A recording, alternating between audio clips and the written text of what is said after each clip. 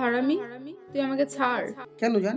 তুমি তো বলেছিলে আমি কাছে আসলে তুমি ভয় পাবে না, তাহলে এখন ভয় পাচ্ছ কেন?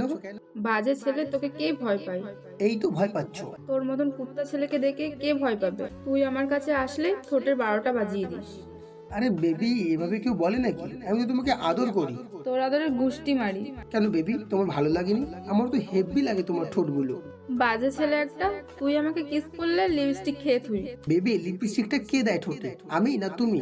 যেই দিক তুই আমাকে খাওয়াবি বাজে ছেলে। ওকে বেবি, আর খাওয়াবো না, এরপর থেকে আমি একাই খাবো, কেমন? শয়তান, একদম তুই আমার কাছে আসার চেষ্টা করবি না, তাহলে কিন্তু। তাহলে কি জানো, অন্য অন্যভাবে আদর করতে দেবে, তাই না? তুই বাজে একটা ছেলে, শুধু বাজে না, লুচু একটা, খালি আমাকে ইয়ে করিস। আমি লুচ্চা, তাই না বেবি? কোনো ভুল নেই। তাহলে লুচ্চাগিরিটা তো করে দেখাতেই হবে। বাজে ছেলে, একদম আমার কাছে আসবি না, তাহলে কিন্তু আমি। তাহলে কি? বলো, বলো না, আমি শুনতে চাই। দীপ কথাটা বলে একটা ভেবলি হাসি দিয়ে টুসুর দিকে এগোতে লাগলো। ও একটা শুকনো ঢোক গিলে পেছোতে লাগলো আর কাপা কাপা কণ্ঠে বলল, তুই আমার দিকে আসছিস কেন? কেন? আমি না লুচ্চু, তাই তোমাকে আদর করব। দেখ, তুই যেটা চাইছিস সেটা কোনোভাবেই সম্ভব নয়। আমি তোর থেকে সিনিয়র, তারপর তোর ভাবির বান্ধবী, তাই এসব কোনোভাবেই সম্ভব নয়। সিনিয়র তাতে কি হয়েছে? আর তুমি আমার ভাবির বান্ধবী, কিন্তু ভাবি তো না।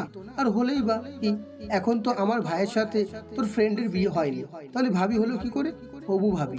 দেখো জান, আমি কিন্তু তোমাকে প্রচন্ড পরিমাণে ভালোবাসি। যেদিন তোমাকে ভাবিদের বাসায় প্রথম দেখেছিলাম সেদিন থেকেই ভালোবাসি। কিন্তু আমি তোকে ভালোবাসতে পারবো না, আমার পক্ষে তোকে ভালোবাসা সম্ভব না। প্লিজ এরকম পাগলামি করিস না, না হলে কিন্তু আমি রিমিকে বলতে বাধ্য হব। বলে দিবে দাও, তাতে আমার কি? আমি তোমাকে ভালোবাসি, তো তোমার কাছে বারবার আসবই। তুমি আমাকে কি করে আটকাও, আমি সেটা দেখে নেবো। তুই কেন বুঝতে পারছিস না? তুই যেটা চাইছিস সেটা হবার নয়, তাহলে কিসের জন্য পাগলামি করছিস? আমি কোনো পাগলামি করছি না, আমি তোকে ভালোবাসি, তাই সেটা তোকে বোঝানোর চেষ্টা করছি। কথাটা বলেই দীপ টুসুর অনেকটা কাছে চলে আসে। তখন টুসু ওখান থেকে চলে যেতে গেলে দীপ ওর একটা হাত ধরে ফেলে। সাথে সাথে টুসু থমকে যায় আর দীপ ওকে নিজের কাছে টেনে নিয়ে তারপর কোমরে জড়িয়ে ধরে। টুসু মুখটা ফিরিয়ে নেয়। দীপ জোরে সোরে ওর মুখে একটা ফু দেয়। সাথে সাথে টুসু সেখানে স্তব্ধ হয়ে দাঁড়িয়ে যায়। দীপের এরকম কর্মকাণ্ডে টুসু প্রতিবারই বরফের মতো ঠান্ডা হয়ে যায়। দীপ ওর গালে কতগুলো আদর করে দিল। খেয়াল করলো টুসুর ঠোঁট জোড়া অনবরত কাঁপছে। দীপ নিজেকে আটকাতে পারলো না। টুসুর ঠোঁট জোড়া নিজের আয়ত্ত করে নিয়ে চুষতে লাগলো। টুসু দু হাত দিয়ে নিজের জামাটা খামচে ধরলো আর চোখ বড় বড় করে দীপের দিকে তাকিয়ে রইল। দীপ একটু হাসার চেষ্টা করলো। দীপ টুসুকে আদর দিয়ে যেতে লাগলো। 5 মিনিট পর ওকে ছেড়ে দিয়ে টুসু হাঁপাতে হাঁপাতে বলল, তুই একটা বাজে ছেলে, একদম বাজে ছেলে। তোর কখনো ভালো হবে না দেখি। তুই বারবার শুধু আমাকে কষ্ট দিস, তুই বুঝিস না? তুই আমার কাছে আসলে, আমাকে কিস করলে আমার খারাপ লাগে, তুই কেন আসিস? আচ্ছা যা, তুমি সবসময় আমাকে এইভাবে দূরে সরিয়ে দাও কেন? আমি তো বলেছি তোমাকে ভালোবাসি আমি। দেখ, তুই বারবার যেটা নিয়ে মজা করছিস না, সেটা মজা করার বিষয় না। তুই কেন বুঝতে পারছিস না এই সম্পর্কটা হওয়াটা কখনোই সম্ভব না? আমি তোর ভাবির বান্ধবী, তাহলে এক বাড়িতে কি করে আমরা দুজন বউ হয়ে যাব বল? জান, তুমি এত দূর ভেবে ফেলেছো সেটা আমি জানতাম না। সমস্যা নেই, ভেবে যখন ফেলেছো তাহলে আর কি, তাহলে দেরি করার দরকার নেই। আজকেই আমি বাসায় গিয়ে আব্বু আম্মুর সাথে কথা বলবো আর বলবো ভাইয়ার সাথে আমিও একই দিনে বিয়ে করতে চাই, তাও আবার ভাবির কিউট গোলুমলু বান্ধবীটার সাথে, যে কিনা আমাকে প্রচন্ড পরিমাণে ভালোবাসে। বললাম না আমি তোকে একটুও ভালোবাসি না।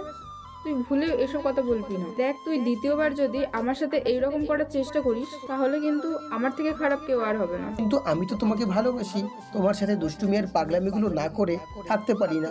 প্লিজ একটু বোঝার চেষ্টা করো, তোমাকে ছাড়া কখনোই আমি ভালো থাকতে পারবো না। সত্যি অনেক কষ্ট পাবো তোমায় ছাড়া। কষ্ট পেলে পাবি, তাতে আমার কি, আমার কোনো যায় আসে না। তাই একবার বিয়েটা হতে দাও, দেখো তোমাকে দেখাবো যে আজকে আমি বাসায় গিয়ে তোমার কথা বলবো। দেখো একবার বিয়েটা হোক, সবসময় শুধু তোমাকে আদরের উপরে রাখবো। আমি বুঝতে পেরেছি, তোকে এসব কথা বলে কোনো লাভ হবে না। শোন, তুই আর আমার সামনে আসবি না। যদি আসিস তাহলে আমার থেকে খারাপ আর কেউ হবে না। টুসু কথাটা বলে সেখান থেকে চলে গেল। এখানে কি হচ্ছে আপনারা বুঝতে পারলেন না তো, বুঝিয়ে বলি। টুসু আর রিমি দুই বান্ধবী। কিছুদিন আগে দীপ ওর আব্বা আম্মু আর ভাইয়ের সাথে রিমিদের বাসায় গিয়ে ওকে দেখে এসেছে দীপের ভাইয়ের জন্য। আর বিয়ের কথাটাও পাকাপাকি হয়ে গেছে। আর দীপ ওর ভাবিকে দেখতে গিয়ে সেদিন প্রথম টুসুকে দেখতে পায়। মানে ওর ভাবির বান্ধবী টুসুকে প্রচন্ড পরিমাণে ভালোবেসে ফেলে, কিন্তু টুসু ওর দিক থেকে কখনো সাড়া দেয়নি। আজকে একটা মাস হয়ে গেল দীপ টুসুকে ভালোবাসি কথাটা বলে যাচ্ছে, কিন্তু টুসু কোনো সাড়া দিচ্ছে না। টু ভাবে দীপ ওর থেকে জুনিয়র, আর তার উপর ওর ভাবির বান্ধবী, তাই ওর সাথে কখনোই এই সম্পর্ক হওয়াটা সম্ভব না। কিন্তু দীপ নাছর বান্ধা, টুসুকে ও ছাড়তে নারাজ। তো সেদিন দীপ সত্যিই বাসায় এসে টুসুর সাথে ওর বিয়ের কথা বললে, তখন আব্বু দীপের গালে দুটো থাপ্পড় মেরে রাগ করা কণ্ঠে বলে, তোমার সাহস কি করে হয় তোমার ভাবির বয়সী মেয়ের সাথে এরকম দুষ্টমি করতে, এরকম ভাবে বাজে বিহেভ করতে? তুমি জানো এই মেয়েটা ফোন দিয়ে কত কান্নাকাটি করেছে? কি বলেছে? তুমি নাকি ওকে ডিস্টার্ব করো, ও তোমার জন্য কলেজ যেতে পারে না, আর শেষে কিনা তুমি এরকম বয়সে বড় একটা মেয়ের সঙ্গে মিসবিহেভ শুরু করেছো। আব্বু আমার কথা শোনো, আমি ওকে ভালোবাসি, অনেক বেশি ভালোবাসি, তাই ওকে বিয়েটা করতে চাই। বিশ্বাস করো, ও আমাকে খুব ভালোবাসে। আবুর সামনে সব বাজে কথা বলতে তোমার লজ্জা করে না? আর কি বলছো? ও তোমাকে ভালোবাসে? ও যদি তোমাকে ভালোবাসতো তাহলে কখনো এভাবে আমার কাছে তোমার নালিশ করতো না। আব্বু ও একটু রেগে আছে, তাই এমনটা করছে। দেখো আমাদের বিয়ের পর সব ঠিক হয়ে যাবে, তুমি একটু ট্রাই করো। আব্বু প্লিজ আমার কথাটা শোনো প্লিজ। আমি দীপের গালে দুটো থাপ্পড় মেরে রাগী কণ্ঠে বললাম, তোমার লজ্জা করে না আব্বুর সামনে এসব কথা বলতে? আমি অবাক হয়ে যাচ্ছি, তুমি আমার ছেলে যে কিনা একটা মেয়েকে ডিস্টার্ব করে বেড়াচ্ছে। শোনো, আর ভুলেও যদি তুমি ওই মেয়ের দিকে তাকাও না আর ওকে ডিস্টার্ব করো, তাহলে আমার থেকে খারাপ আর কেউ হবে না। আব্বু আমি চুপ, একদম চুপ, আর একটাও কথা না। তুমি কি চাও? তোমার জন্য তোমার ভাই আর ভাবির বিয়েটা হওয়ার আগেই ভেঙে যাক? তাহলে সেটা বলো, আমি নিজে গিয়ে বিয়েটা ভেঙে দেবো, তারপর তোমার বিয়েটা দেবো। তুমি জানো তো তোমার ভাইয়া আর ভাবি দুজন দুজনকে কত বেশি পছন্দ করে? ওরা কত বেশি কষ্ট পাবে যদি ওদের বিয়েটা ভেঙে যায়। না না আব্বু, আমার বোনের মতো ভাবির বিয়েটা ভাঙতে পারে না। আর ভাইয়া সে আমার জন্য কি করেনি, আমি চাই না এরকম কিছু হোক।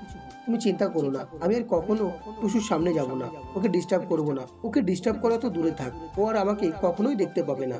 আমি ওর থেকে অনেক দূরে চলে যাব। তাও প্লিজ এরকম কথা বলো না। দেখো, রাগের মাথায় উল্টোপাল্টা কিছু করো না, তাহলে কিন্তু সেটা তোমার জন্যই খারাপ হবে। যেটা সম্ভব না সেটা নিয়ে ভেবো না। ওই মেয়েটা নিজে চাইছে না তুমি ওর লাইফে যাও, তাহলে কেন পাগলামি করছো? আমার কথা শোনো, তোমার ভাইয়ার বিয়েটা হয়ে গেলেই তোমার জন্য ওর থেকে ভালো মেয়ে দেখে দেবো। না না আব্বু, আমার কিছু চাই না। আমি চাই ভাই আর ভাবির বিয়েটা হোক, তাতেই আমি সন্তুষ্ট। তুমি যেটা বলেছো আমি সেটাই শুনবো। দেখো আমার আর কোনো ভুল হবে না, তুমি টেনশন করো না। আমার জন্য ভাইয়া ভাবির বিয়ে আটকাবে না। দীপ কথাগুলো বলে রুমে চলে আসলো, তারপর বিছানায় গা এলিয়ে দিয়ে শুয়ে শুয়ে কান্না করতে লাগলো। শেষ পর্যন্ত তাহলে আব্বুর কাছে কমপ্লেনটা করেই ফেললে। এত বেশি ঘৃণা করো আমাকে? আসলে ভালোবাসি তো, তাই অনেক বেশি মায়ায় পড়ে গেছিলাম। যখন ভালোবাসার কোনো মূল্য থাকে না, তখন মায়া বাড়িয়ে কোনো লাভ হয় না। আজকে থেকে আর কোনো মায়া বাড়াবো না। আমাকে যেহেতু পছন্দই করো না, আমি চাই না তুমি আমার লাইফে থাকো। আমি আর কখনো তোমার সামনে আসবো না। অনেক ভালো থেকো তুমি। ওই ঘটনার পর থেকে দীপ আর কলেজেও গেল না, আর টুসুর সাথে ওর দেখাও হলো না। ভাবি প্রত্যেকদিন ওকে কল করে বলে ওদের বাসায় যেতে, কিন্তু দীপ কোনো রকমে বলে কাটিয়ে দেয়। জানে ওখানে গেলে টুসুর সাথে দেখাও হয়ে যাবে, কারণ দীপের ভাবিদের বাসা আর টুসুর বাসা বেশি দূরে নয়। ওরা দুজন অনেক ভালো ফ্রেন্ড, তাই যে কোনো সময় টুসুর সাথে দেখা হয়ে যেতে পারে।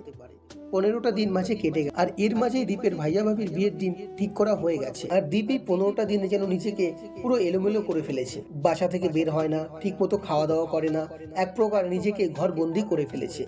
আম্মুর ওর এরকম বেহাল দশা দেখে ওকে অনেক বোঝায়, কিন্তু দীপ সেই আগের ঘটনা নিয়েই পড়ে আছে, কিছুতেই নিজেকে স্বাভাবিক করে তুলতে পারছে না। আব্বু ওর এরকম বেহাল দশা দেখে অন্য একটা মেয়ের সাথে ওর বিয়ে ঠিক করে দেয়, যার জন্য দীপ অনেক অবাক হলেও আব্বুর কথায় নড়চড় ভাবে ভেবে বিয়েতে রাজি হয়ে যায়।